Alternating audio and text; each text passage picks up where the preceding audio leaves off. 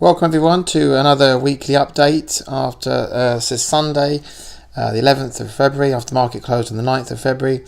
Here's where we check in every week at what the overall trend is of the market, short term and long term, so that you don't suffer another 2008, so you know what's coming down ahead. Stock market is a forward-looking mechanism, and your own individual trades, make sure you're going with the tide of things.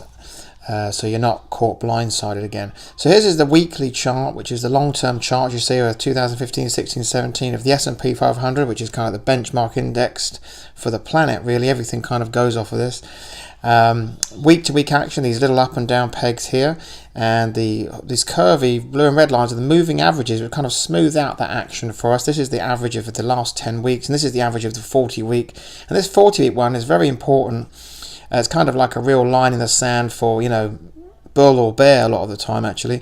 And which was particularly significant this week because for the first time since my proprietary system gave the signal to go ahead and declare this a new bull market back in November 2016, for the first time in a long time, it actually threatened to go below the 40-week moving average, that red line there. And for a long time now, I've been saying I wish this would correct healthily, which means to just swoop down, sort of kiss it, or go a little bit above it and get back on with the rally. But for this market refused to even budge much below this 10-week line here, and then all of a sudden, out of the blue, the thing goes on fire, and like 4 weeks running, goes out to this silly level that I've been commentating on. And then the week after that, last Sunday, I remember saying, okay, now you better watch this because, watch what happens next, because that was quite violent action. And sure enough, we had a week that was very, very up and down, and I did a special broadcast on Friday, as you know, which said you better watch that level there. If it closes below that, then watch out for trouble on Monday. So that did not happen. It's not to say it's not going to happen this week, but it doesn't, according to this, it's not saying, look, my worry was, the market happens overnight. What happened in 1987, which this chart is very reminiscent of, was that it was overnight. So you didn't really have time to close out your positions. It was such a drastic drop.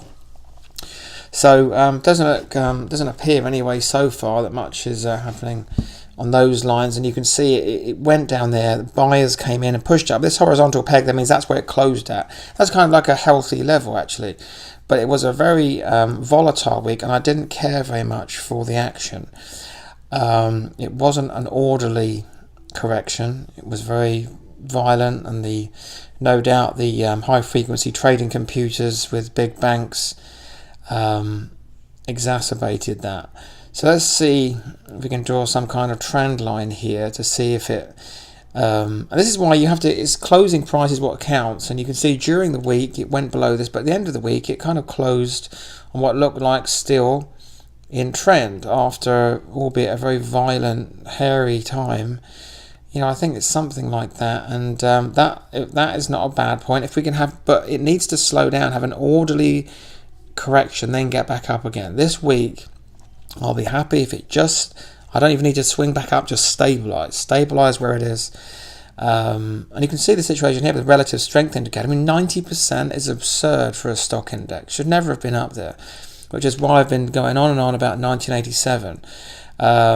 It just got too far ahead of itself. And then you have this violent... It's just on the kind of, borderline right now, the 50% mark. And same for here.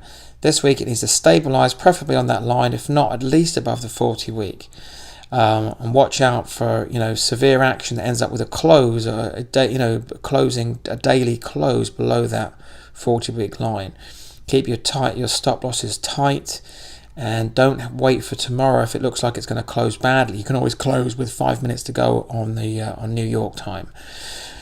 So let's look at the daily chart for a bit more detail here. This is the day-to-day of the last 6 months. And you can see it was all going fine, and then out of the blue we just had this crazy week. In any case, there were days here of distribution days, they call, actually were heavy selling. There was a lot of dumping of stocks there. But as I said, there wasn't, although we see the intraday price on Friday just got below that 40-week, which is why I did that special broadcast for you, because I was worried if it closed there Monday would be trouble and you wouldn't be able a chance to get out. But And it's hung in there, and this is fine if it just goes around there, but not this wild up down intraday action. That's real instability, that, and I don't like it. So longer term though, let's just sum up here. It's definitely a bull market. There's no question about it. The price is above the 40 week. The 40 week's pointing up. So at this point in time, that's what you see is bull market. Shorter term trend, well, that's obviously down. In fact, last week I was saying to be careful about this, and because of that move there, and I said if it gets below the 50, watch out. Sure enough, there it is, up and down all over the place, and that was the worry on Friday. But buyers came in. This is a market where people have been trained to buy on the dips, and hopefully that's what's happening here. And so shorter term, while this is a bull market, shorter term I'm saying this is a downtrend. This is a downtrend within an upwards bull market. And with a special, watch closely alert attached to that. So I will speak to you next time, and have a good week.